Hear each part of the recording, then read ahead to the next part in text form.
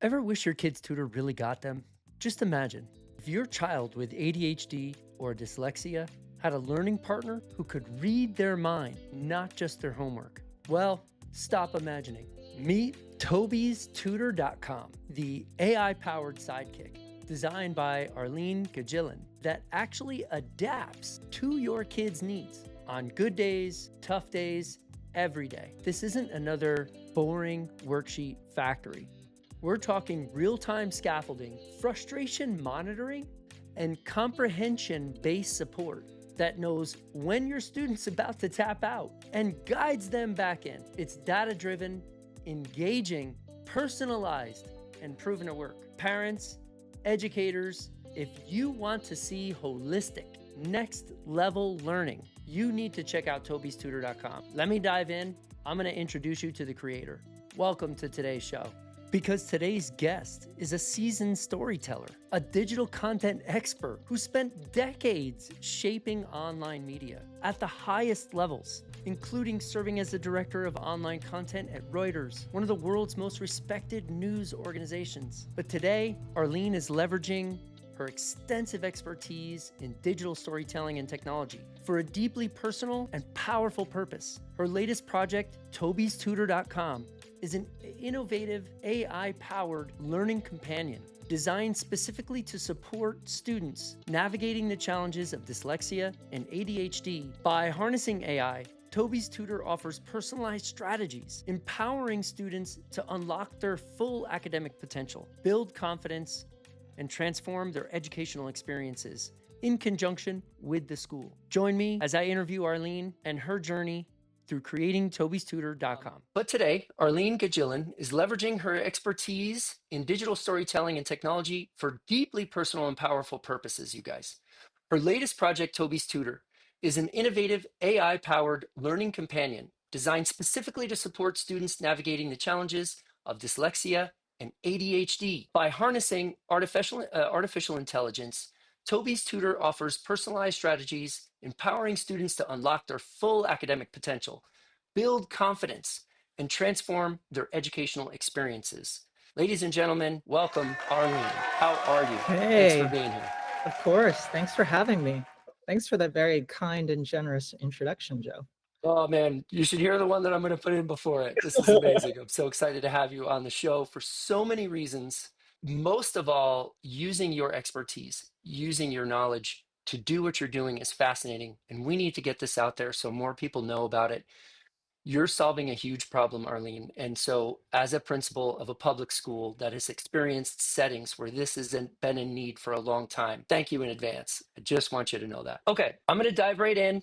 I want to start with what inspired you to create TobeysTutor.com, and how did your background in digital media shape its vision and execution? I'd love to hear that moment that like the idea clicked. Sure. Well, as you know, I'm a journalist by training, and a nerd by nature, and I've always been that way. But really, my biggest job is I'm a mom. I've got a kid, 11-year-old boy, super smart, precocious, fun, crazy, all the things. He's dyslexic. We've known this for about 3 years. Okay. And we were fortunate in that, unlike many other families, we found this out early on and got him early intervention early on.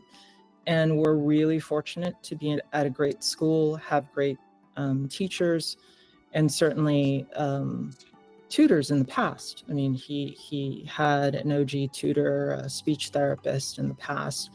And even with all of that and being at a school that really a private school actually, that specializes in teaching kids with various learning differences, he was still struggling. And I went into mom mode and just kind of Love it. took the technology and whatever was in my head. And around the time that some new models were coming out, I decided, what can I do? Let me check out ChatGPT, create a custom GPT for him. I knew a little bit about prompting at that point, and decided to feed it the information that I had, his IEP, his school report cards, his neuropsych evaluation. And I said, prompted it to please look at this information. You are an educational expert with special education background. Here are my goals for him. Ultimately, he wants to go to a mainstream school. I'm kind of agnostic about it, but that was his stated goal. He also wanted to be faster. He was having some confidence issues about not being as fast as his other classmates. Okay. So those were stated goals. And I said, help structure some lessons, run these lessons by me, we'll approve them, and then we'll let Toby play around with your lessons. And that was the start of it. That was back in February. And yeah. And here we are in May. I gotta be honest, like, I consider myself relatively smart and digital savvy, but I was surprised about what it was able to do and how it was quickly adapting to his responses. It was meeting his, he's sassy, he can be snarky. Yeah. And it was meeting him exactly where he was. Like, it was giving and taking as good as it got. Interesting. That was a surprise to me, quite honestly. But at the core of it, it definitely needed some course correction every now and again. I said, be more targeted about this, or that doesn't seem hard enough, or explain to me why you're doing this. Mm-hmm. Where did you get the idea for this? Just the kernels of its own pedagogy, because I hadn't programmed that in. I just said, search the open web for what's available based on his learning profile. I was going to ask you, did you program it something specific to give it that feedback? No, I like with any of these models, mm-hmm. They're best when you tell it who it is. You give it an identity, sure. And you give it a job. And then if you're too prescriptive, it will only do what you ask it to do. But if you give it broader parameters, it becomes interesting. Collaborator. And that's what it wound up being for us.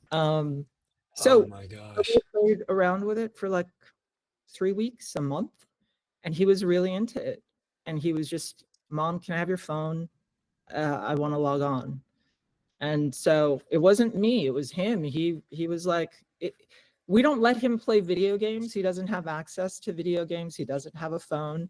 Okay. So in a weird way, this was a bit of a treat for him. Like, okay. He had alone time with technology. Sure. That was, we had guardrails around it, obviously. I could see all of his interactions. There wasn't anything I was blind to.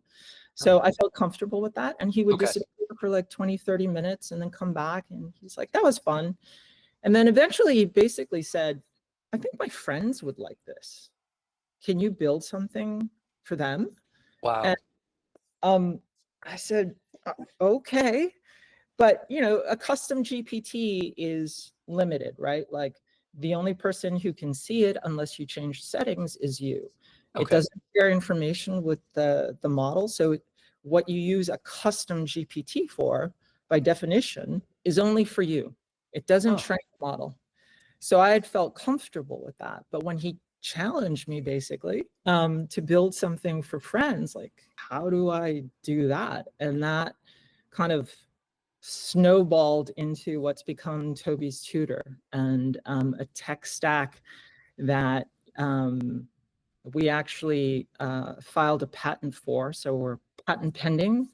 All right, I like it. And the technology exists where we're actually leveraging several AI assistants to do what we do, which is essentially take a learning profile of any kid, match it against a database that we've built of best teaching practices, strong foundational pedagogy for kids with ADHD, kids with dyslexia, audio processing issues, speed processing issues, executive functioning, dyscalculia, and all of these things, right? And with the recognition that usually you don't just have one of those learning differences, there's some kind of combination that creates the unique learning profile, which is complicated.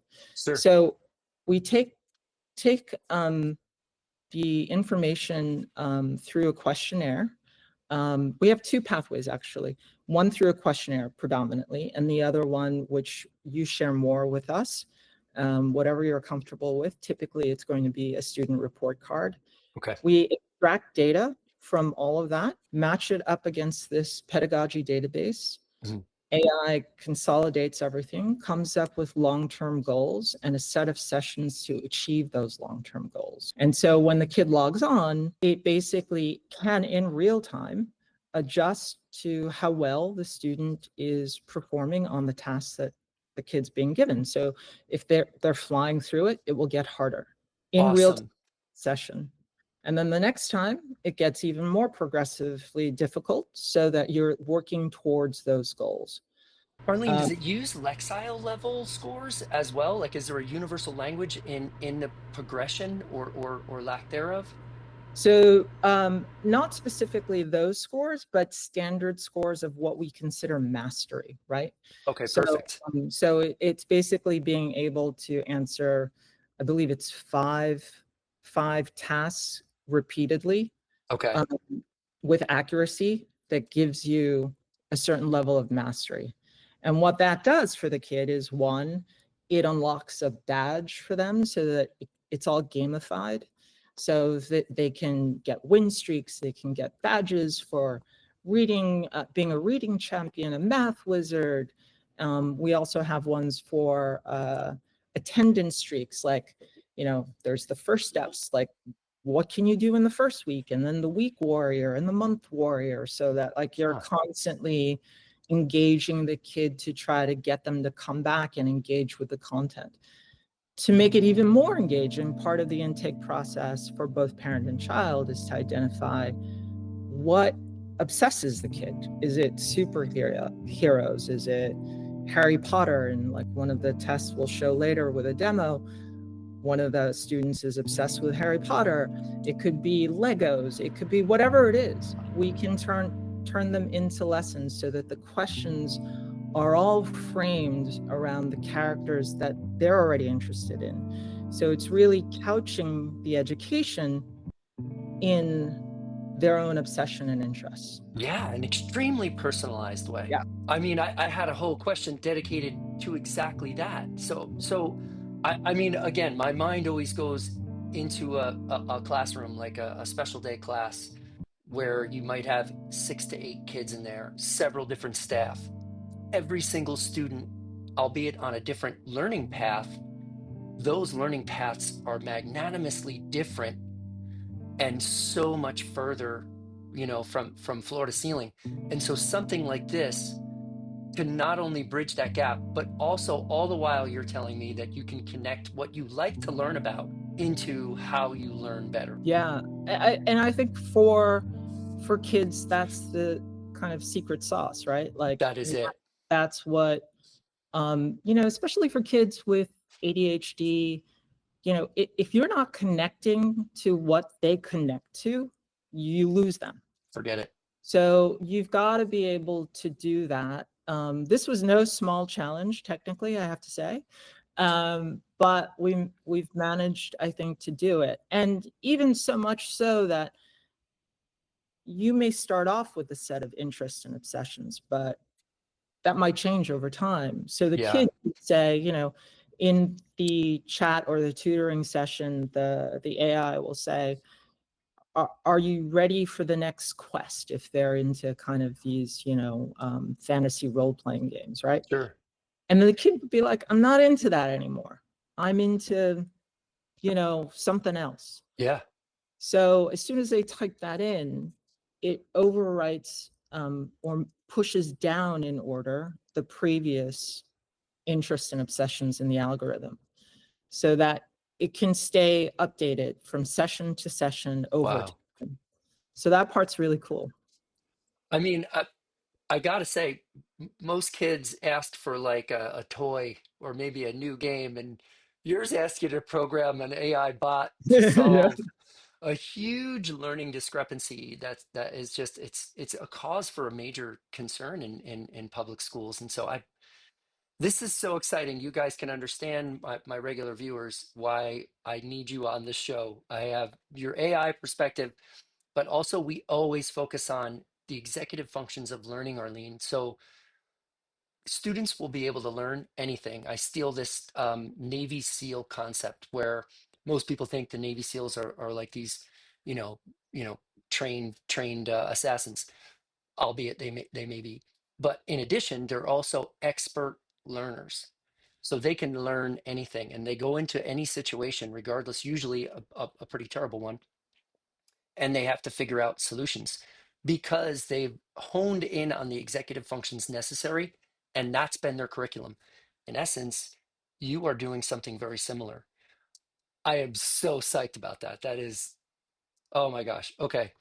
Bring me into it if you will a little bit. Let's nerd out on how AI can support learning differences such as dyslexia and ADHD. It can hold their attention with their personalized path. It could vary and stack the levels of the questions and the complexity of the questions depending upon how well the student is doing. Give me some more. Let's dive deeper. What else are we doing? So part of our patented technology and part of our application is really kind of I was struggling to figure out a way how we measure in real time when a student is not only answering questions incorrectly, but to predict when they're getting frustrated. And so not waiting for the kid to be frustrated and check out, but actually predict first and proactively adjust so that you don't lose the kid. Absolutely. So we came up with, I say we, but it's me, in front of my laptop, came up with an algorithm that takes into account not only accuracy, but the kind of words they're using. This is hard. I don't get it. I'm not sure. And then, do they use a lot of question marks? Are they using caps? Are they like giving me exclamation points because they're frustrated? Mhm. Or in the voice because there's a speech to text capability. Sure. Oh, right on. So that transcription will also give me the same information that you might get from text. Are their responses getting longer? Meaning the gap between response and question, is that getting longer? All Oh, of that wow. feeds this frustration algorithm that then before the kid checks out, we're already adjusting. And so there's this constant questioning of the kid. How does that sound? Does this make sense to you? Or it will sometimes say, let's do this together. Rather than ask the kid to complete a task, it will prompt itself and say, let's do this together. Or Interesting. in the kids with ADHD profiles, or even if they don't have ADHD, but part of their learning profile is that their stamina is not quite as strong, Sure. it will inject mindfulness breaks really quickly. So like in the testing I was doing last night of one of the kids who stated her love for all things Harry Potter, it would say, let's take a moment and close your eyes and imagine the ceiling in the dining room with the stars and the candles hanging. Let's just do that for 2 minutes and breathe deeply. And then it would come back and say, are you ready? Let's get back to work. So it is doing that on the fly. Wow. Yeah. It was pretty cool actually when I got it to work. So I mean, it's fostering social and emotional wellness. yeah. I mean, you make a really good point because that was the other major thing that I wanted. And I think what makes TobeysTutor different from some of the online learning platforms out there that are very much kind of skills specific, worksheet oriented, Yeah. kind of templated approach. That works. Don't get me wrong. There are millions of kids Sure. successfully using Sure. these tools out there. Explicit instruction. Sure. But for kids like mine and his friends And in these learning profiles, I honestly think the biggest key to success is not necessarily the skill itself, but the confidence to achieve a skill. For these kids who like are constantly maybe getting teased at school for being slow, not getting it, like having panic attacks before they read out loud in front of a class, like this is confidence stuff, right? Yeah. So I really wanted to bake in the in the interactions with a student in TobeysTutor that it is, we meet you where you are. We're constantly giving you positive feedback. If you don't get something, that's okay. We give you kind of reminders throughout, like, that's all right, we'll get there. Let's just keep working, so that it is about building confidence. And anecdotally, you know, when I was building it and I was having kind of a low technical moment and I was frustrated and tearing my hair out, and I was in the car with my kid and I was like, you know, I don't know if we can build TobeysTutor. I'm hitting all these walls. And my kid was like, you can do it, mommy. That's what, and he referred to a lesson that, as I'm getting a little emotional, he referred to a lesson he had in TobeysTutor. He said, like, I couldn't do it in the beginning and it walked me through it and I can do it now. And then I said, really? And he's like, yeah. And in fact, in Mr. DeLeon's class, which is his math teacher, he's like, I used that moment to say, I can do this. And it was just like a seed was planted. It grew into like reinforcing me. And then he, without prompting, just from this interaction, which I didn't know anything about till after the fact, while I'm driving a car, he says, I remembered that and I got through it in class. And if that experience can be replicated for other kids, that's a win. Like, that's, I mean, that's a beautiful thing. absolutely. Arlene, Yeah. that is unbelievable. I mean, think about the executive functions ingrained into his everyday living and what you're creating. Do you see this in schools? I know I've said this to you a million times. Do you think that this is something schools could eventually get their hands on? You know, I was thinking a lot about that because it's a very different proposition to have a consumer-facing product, right? And one of the big things is data privacy and data security. And there are all kinds of rules about what information and documentation you can store as a business versus what a school can. And oddly, it's a lot easier in the school setting than in the business setting. Let me tell you why. And one of the reasons we basically redesigned the onboarding pathway, because we had gotten some early conflicting information about whether or not a neuropsych evaluation was an educational document or a medical document, which has vast implications. So if it's done by a private practitioner, it's considered a medical document. If it's done by a school, it's typically considered an educational document. So you're either governed by FERPA or you're governed by HIPAA. Okay. Is a whole different animal. Okay. That, as it turns out, would have pushed the launch date back beyond what I would be comfortable with and costs tens of thousands, maybe 100,000 or more in legal fees to set that up. Plus there's a regime of regular auditing to make sure that happens. I want to get there when we get to that at scale. But for the consumer version, so the workaround is we have two levels of onboarding right now.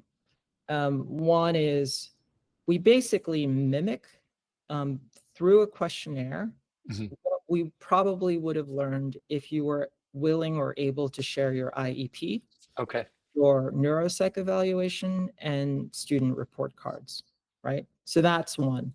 And obviously it gets complicated because some people really are not willing to share that information, but in a questionnaire, that a little bit more generic, but still gets at the details that we need to create the learning profile and feed it to our goals AI and to our pedagogy AI.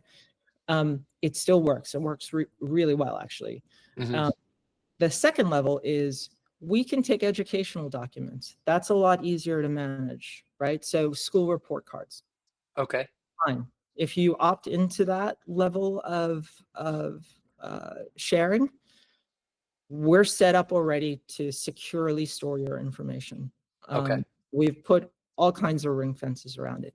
In a school setting, which is getting back to your original question, and I'm sorry I'm being long-winded about it, No, it's fine. schools already have secure databases where they store IEPs. Right. And some school districts have databases that can store HIPAA quality data or data that requires HIPAA quality security measures. So if we were going to work with a school or a school system, we would have to work within that framework where we don't store the information, we vector the information so that we get what we need to build the plan, but we're not storing it. The school Okay. is storing it. The school does. Okay. Everything just hinges on the individual student ID. So that unique number then is the key to unlock all the personalization we've talked about. So Okay. ironically, in a school setting, Same this is thing. actually easier to do. Okay. Because, and actually, we could get more detailed information about the child than we would necessarily through the questionnaire process. Interesting. I So mean, I I know, rabbit hole of HIPAA and FERPA compliance, but oh, it's an onion, right? Like the layers are intense. And I just remember being in public schools in New York City specifically and thinking the IEPs had to be locked up in a specific, area. Sometimes there were even some regulations with regards to how special education teachers could share those documents with the general education teachers. right. And it was like, what are we talking about here? Why can't we see this is a little bit at a time? I feel like that has relaxed. And I do think, given it would be interesting because every student, regardless of state, gets what's called a state issued ID, right? So they don't use their social security numbers. They're given a specific number. So their identity is already on a layer, Right. not attached to their name. It's attached to this number. So that's interesting that's how it works. And I only hope that at some point in time you can bridge that gap because if people like I'm almost thinking to myself, I have two kids. If I could give you their information, what bad could come of that? You know, Are they going to give them tutoring forever? Are they going to, make them learn on their level? Like what, I can kind of see, are they going to, I'm not giving it to someone else that's going to take it, I don't know. no, I hear you. But Tough pill to swallow, man. people have, rightfully different privacy and data concerns. And Sure. obviously the US is far less strict than they are in Europe, where you're governed by GDPR compliance issues, right? So Interesting. Okay. we are at the moment GDPR compliant already because basically what that means in that context is you have control over your own data, and there are certain European laws that mandate how you can have data removed from our servers. Our Oh, servers have to be based in the EU, so we've kind of structured that. We have certain servers and connected to the same database, but it's the records are actually located in different regions to comply with GDPR regulations. So we're set up to do that now. And my background, having worked in an international news setting where these concerns have come up before, it wasn't unfamiliar territory to me, which really helped. So okay. we baked that in from the beginning. But again, it's no small task. It's a layer of complexity that led to moments where I was driving a car and feeling frustrated and trying not to have road rage while my kid's in the back seat telling me to calm down. I mean, try not to have road rage in the city as it is on a regular basis. Oh my gosh. Okay. Holy, mind-blowing, right? We just pulled back the curtain on TobeysTutor.com. And if you're not already thinking about how this could be a game changer for every student with ADHD and dyslexia, you're not paying attention. But here's the thing, words are cool, but you want to see sparks fly? We're about to unleash the real magic, because in part 2, Arlyn's firing up a live demo just for us. No smoke, no mirrors, just raw AI power in action. You'll see how this tech spots when students get stuck, flips frustration into progress, and actually keeps learning fun. If you're ready for proof, buckle up, because the next part is where we get real. Hit that next video. Let's roll.